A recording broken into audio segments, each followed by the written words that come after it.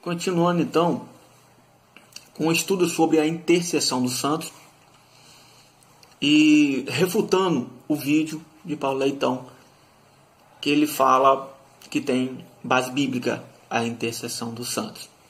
E agora ele vai ler em Jó. Ele vai questionar e dizer que em Jó está a intercessão dos santos. Vamos ver o vídeo que ele vai argumentar, ele vai falar, segundo a ideia que ele vai querer trazer. E logo depois do vídeo, nós vamos usando a Bíblia católica mesmo, e vamos refutar uma coisa tão simples, mas assista o vídeo dele e logo após eu vou refutar segundo a Bíblia. Amém? O livro de Jó conta a história de um servo de Deus. E é interessante como mostra que Jó acreditava na intercessão dos santos. Seu amigo Eliafaz não acreditava na intercessão dos santos. E ele criticava Jó porque Jó acreditava na intercessão dos santos. E é interessante que no final do livro, Deus elogia Jó e repreende Eliafaz. Vamos ver. Jó acreditava na intercessão dos santos. Eliafaz não acreditava. E no final, Deus elogia Jó e repreende Eliafaz. Vamos provar aqui na Bíblia. Vamos lá. A partir de Jó capítulo 4, começa um discurso de Eliafaz. Jó 4, versículo 1. Eliafaz de Temã tomou a palavra e disse. Aí tem um discurso grande que Eliafaz faz. Lá no versículo 5, Eliafaz critica Jó, porque Jó acreditava na intercessão dos santos. Muito parecido com o que acontece hoje com nós católicos. Alguns amigos de outras religiões nos criticam, porque nós cremos na intercessão dos santos. Do mesmo jeito fez Eliafaz com Jó. Lá em Jó 5, versículo 1, Eliafaz diz assim: grita para ver se alguém te responde, a qual dos santos te dirigirás? Então Eliafaz estava ironizando, a fé de Jó, que Jó acreditava na intercessão dos santos. Grita para ver se alguém te responde, a qual dos santos te dirigirás? Seus irmãos notaram, ele leu em Jó capítulo 5, versículo 1, para defender aquela questão ali dele faz, dizendo que ele criticou Jó, que Jó acreditava na intercessão dos santos. E vamos ver realmente o que está falando no texto e quem era esse Eliafaz. Primeiro, para nós entendermos isso, Eliafaz era um amigo, que era temanita, de Temã. Ele fala até que ele era da descendência de Abraão, e um dos descendentes de Abraão. E ele tem uma ideologia, ele tem uma ideia de Deus. E qual é a ideia dele? É que o castigo que estava acontecendo sobre Jó era por causa dos pecados que Jó tinha cometido. Todo mundo é pecador. Então ele começa questionando, dizendo que Jó, por causa dos seus pecados, ele estava passando por aquilo, tinha que aceitar. Tudo bem, aceitar tudo bem. A gente tem que compreender que um Deus nos testa, podemos aceitar. Mas a questão que ele quer dizer que era por base do pecado. Ele estava em pecado e por isso que ele estava passando por aquela situação. Então, quando ele vai questionar, na verdade, e vai querer falar que é por base do pecado, ele vai lá no capítulo 5 e vai dizer o que ele falou lá.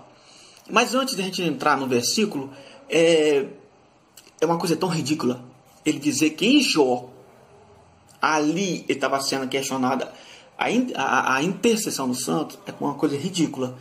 Primeiro porque a Bíblia judaica, a Torá, ou a Kená, ou seja quem for, o Antigo Testamento que foi feito pelos judeus, para os judeus, hoje a igreja tem, graças a Deus, eles não acreditam, nunca acreditaram na intercessão dos santos. Então quando eles escreveram ali, é claro que eles não estavam falando sobre santos. Nenhum judeu Você pode pesquisar, não tem crença sobre a intercessão dos santos. Então, quando ele estava falando sobre Jó, aquele versículo, o texto não estava falando sobre a intercessão dos santos, porque não acreditava. Correto? E Jó, como era um correto, estavam escrevendo sobre a história de Jó, e logo falando que Jó não acreditava. Dali era nada demais em relação a isso. Mas, voltando para o capítulo, eu vou ler para os irmãos, né? Ele leu, vamos reler. Vai lendo, acompanhando aqui embaixo. Chama agora. Eu estou lendo sobre a tradução, né, da Ave Maria. Chama para ver se te respondem. A qual dos santos te dirigirás? Quando ele fala sobre esses santos, na verdade, a palavra kadosh, que está aqui escrita aqui, e na Septuaginta fala angélicos, que seja anjos, né? Coisa angelical. É uma coisa, não estava dizendo sobre santos como a Igreja Católica quer dizer, né? Não é sobre isso.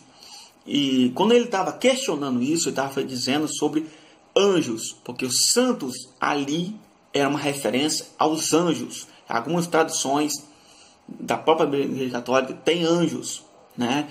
E inclusive ele vai explicar, o próprio que escreveu isso aqui, quem é esses santos que ele estava dizendo que, porque Jó, quem deles que Jó iria questionar. Vamos lá? Volta lá, vamos para frente, na verdade, para o capítulo 15. 15 do 15. Ele entra de novo no capítulo 15. Ele vai dizer o seguinte no capítulo 15. Nem mesmo Deus confia nos santos. Vão ler? Está escrito aqui embaixo. Nem mesmo de seus santos Deus confia. E os céus não são puros aos seus olhos. Aí esses santos a quem? Primeiro ele já falou que, que Deus não confia nesses santos. Mas que santos são esses? Vamos ver, é simples. O santo, quem é um santo? Segundo a Igreja Católica, um ser humano, né, ficou perfeito, está no céu, intercedendo, correto? Ele não deixou de ser humano. Ele está com o corpo glorificado, mas ele é humano, ele não é um ser celestial, correto? Então, tem uma diferença entre os seres celestiais e os humanos no céu. Em Apocalipse tem muita diferença sobre isso, né? Quando fala sobre os santos, né? Sobre as pessoas nos céus, os seres humanos no céu e os anjos. Dá uma diferença. E nesse versículo vai dar uma diferença. Vamos pegar os pormenores. No capítulo 15, vai dizer da seguinte forma: nem mesmo dos seus santos Deus confia. E os céus, ele está continuando aquele versículo, agora que é o capítulo 15 ainda, versículo 15, capítulo 15, está falando sobre esses santos. E os céus não são puros os seus olhos. Então aqui ele fecha. Quem são essas pessoas? São pessoas no céu. Ah, mas eram os santos no céu. Não, porque o capítulo 16 vai falar assim: quanto mais você abominável e corrupto o homem que bebe a iniquidade como água. Então ali ele vai dar a ideia de quem é esses santos no céu. Então, se fosse homens, ele não diferenciava. E aqui ele diferenciou quanto mais a humanidade, quanto mais o ser humano, quanto mais o homem. Então ele separou esses santos com o homem. Santos não deixou de ser homem. Então esses santos aqui, claro que estava referindo aos santos anjos.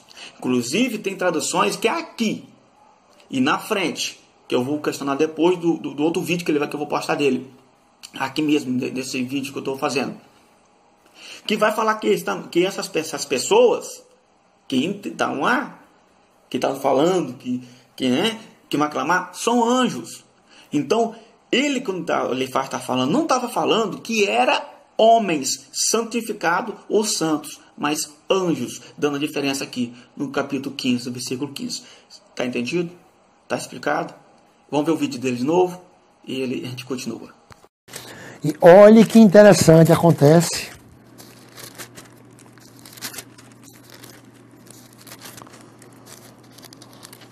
Jó continuou acreditando na intercessão dos santos. Ele diz, lá em Jó 16, ele diz assim, ó: tenho desde já uma testemunha nos céus e um defensor nas alturas. Ele interpretará meus pensamentos ou minhas queixas junto a Deus. Algumas traduções estão assim: ele interpretará minhas queixas junto a Deus. Na Bíblia de Jerusalém está: tenho desde já uma testemunha nos céus e um defensor nas alturas. Intérprete de meus pensamentos junto a Deus. Ou seja, um intercessor que Jó acreditava. Bem, amados irmãos, então nós vimos que ele agora vai falar sobre Jó 16, né, e o versículo 17 em diante, exatamente o versículo que ele quer ler, o 19. Então vamos ler aqui embaixo o 19, mas né, como é de costume eu faço, eu não paro só no versículo, eu continuo, porque um versículo separado ele causa muita confusão, mas quando a gente continua lendo anterior ou posteriormente, a gente vai perceber de que ele estava, né, dizendo. Vamos ler então, me acompanhe aqui embaixo. Vamos ler logo o 19. Desde agora, repito, estou lendo na Bíblia Católica. Desde agora, tem uma testemunha no céu.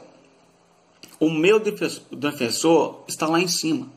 Ele interpretará minhas queixas, assim como ele diz, na tradução que existe, diante de Deus. Enquanto diante de Deus, os meus olhos derramam lágrimas. Que ele julgue entre um homem e Deus, como se costuma fazer entre as pessoas. Para começo de conversa, nós temos que entender o texto. Jó, quando começou a falar sobre isso, ele estava querendo um julgamento como fazem aqui na terra. Vamos lá, o 21, no original está dizendo que ele julgue entre o homem e Deus, como se costuma fazer entre as pessoas, ou seja, aqui na terra. Para a gente entender isso aqui, Jó queria um julgamento humano, um julgamento na qual fosse como aqui no humano, né? Agora, você reparou que esse versículo está querendo botar Deus no banco dos réus? Você não percebeu? Então vou ler de novo para você entender. Se você dizer o que é um ponta da letra, o que ele está querendo dizer aqui é isso mesmo, na rixa, direto mesmo, é isso mesmo, na lata. Olha só o que esse versículo está dizendo, irmãos. Que ele julgue essa testemunha, essa pessoa que ele está pedindo para interceder, essa pessoa que é a testemunha dele, né, lá no céu, que ele julgue entre um homem, o Jó, e Deus.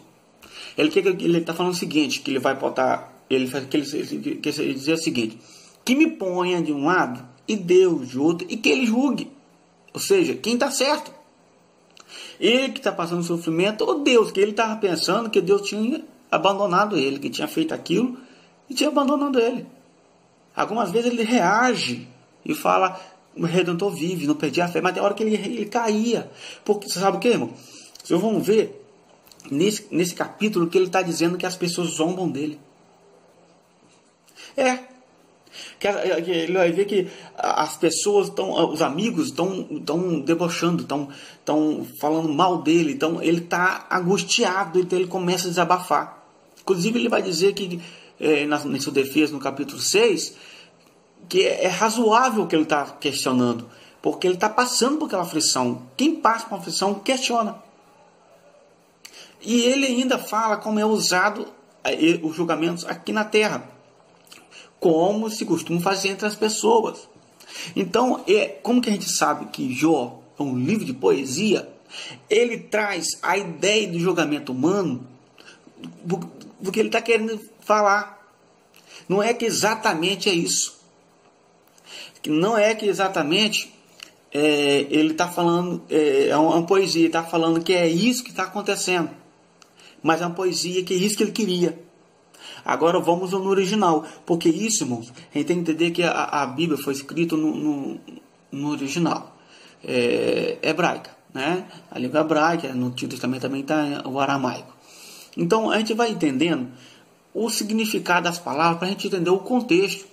Senão, que a nossa cultura hoje é totalmente diferente da cultura deles. Vamos ver lá? A palavra aqui, ó, que ele fala da testemunha, que é a Saed, ela só tem esse negócio, né, essa tradução, que é testemunha. Mas tem algumas bíblias que falam advogado, porque essa palavra, ela simplesmente fala o que um advogado faz. Só que naquela época, irmão, não existia advogado. A função advogado, a palavra advogado, para a pessoa não existia. A função, sim, mas a palavra de advogado não existia. É a época de hoje. Em João, epístola, que fala que nós temos um advogado no céu, nem naquela época existia o advogado. Ali é intercessor. Em João. Só que aquela palavra intercessor, ela está advogando. Aí nós, para nós entendermos o hoje, que é aquela época, né? Mas hoje, o que a palavra quer dizer, a melhor tradução é advogado. Aqui é exatamente, alguma Bíblia fala advogado, que um advogado é a minha causa. Os meus amigos zombam de mim. Vocês estão entendendo o que ele está dizendo? Ele está sentindo.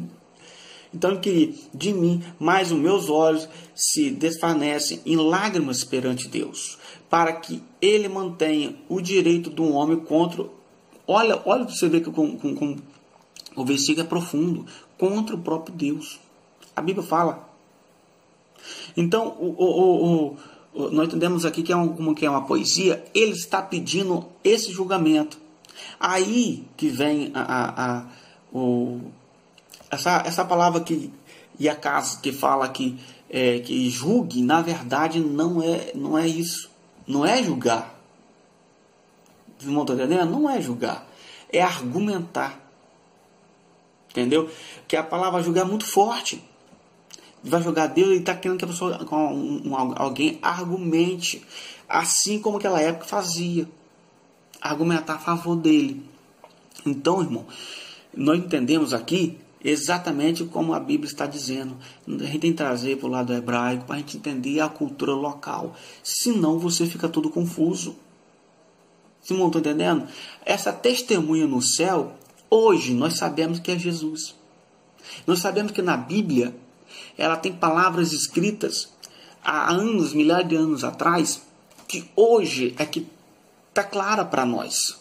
Mas antigamente nós não sabíamos o porquê. Ele escrevia, mas não sabia o porquê estava escrevendo, porque o Espírito Santo, o divino, é que dava inspiração. Então ali, hoje, é esse Jesus. Quem é nosso advogado? É Jesus. Quem intercede por nós no céu? É Jesus, nosso mediador único. É Jesus. Então hoje nós entendemos. Mas naquela época, é claro que ele não sabia que era Jesus. Irmão, não estão entendendo? Mas essa revelação ele deixou para nós hoje. Que essa pessoa é Jesus. Mas esta pessoa que ele está pedindo, ele fez um linguajar, irmão, está entendendo? Como um julgamento humano. Ele pediu que existisse essa pessoa. Que essa pessoa esteja no céu. Agora, perante Deus. Irmão, está entendendo? A Bíblia comum da católica, sem ser a Ave Maria. Aí ele fala assim: ele interpretará as minhas queixas diante de Deus, enquanto diante de Deus os meus olhos derramam lágrimas. Que ele julgue. Então a gente vê que não é o pé da letra, não, meu irmão. Então nós estamos dizendo que essa pessoa está julgando. Esse anjo, esse santo está julgando Deus. É isso. É isso que você quer levar o pé da letra. E esse santo, que ele quer dizer, o santo de hoje, né, que estão lá no céu, estão julgando Deus. Agora, pulamos para nós explicar, para nós entender isso aqui. Nós estamos no 16. Vamos fazer o seguinte: vamos para o 17. Que aí ele vai, ele está ali só fazendo querendo um julgamento como fosse um ser humano. Mas, como é uma poesia, ele só escreveu desse jeito. Mas, na verdade, ele fala da seguinte maneira no 17. Se tu, 17:3, se tu mesmo a minha causão junto a ti, e quem ousará bater em minha mão? Agora, essa é da tradução da Ave Maria. Agora, olha só, sê tu o meu fiador diante de ti mesmo, pois nenhum outro se empenharia em ser meu fiador. Vocês estão entendendo? Ele, que é a Jó que está falando, ele mesmo, depois daquela declaração que ele falou que está lá, mas é por quê? Porque ele estava querendo dizer uma poesia como julgamento na terra, né? Aí ele entra no que ele mesmo está pedindo. Aí, como eu falei com os irmãos, olha o 2, o capítulo 17, versículo 2. Estou cercado de zombarias e farto de provocações, que os amigos deles, ele estava deixando, ele é batido. Então ele entra no 3, ele fala, seja tu mesmo o meu fiador diante de ti. Olha só, ele que seja o fiador diante dele. Irmão, estão entendendo com o sentido anterior e agora? No original, irmão, Yarab, que é no hebraico, ele fala penhorar, trocar, né? Fiador, é a tradução que está aqui. Tomar como penhor, ficar como fiador. Então, a gente vê que antes ele vem falando como poesia, né? Uma declaração poética. Agora ele entra mesmo dizendo o seu desejo que ele queria. Que o próprio Deus seja esse fiador, né? Irmão, tá entendido até aqui? Tudo bem? Então vamos para o próximo vídeo dele.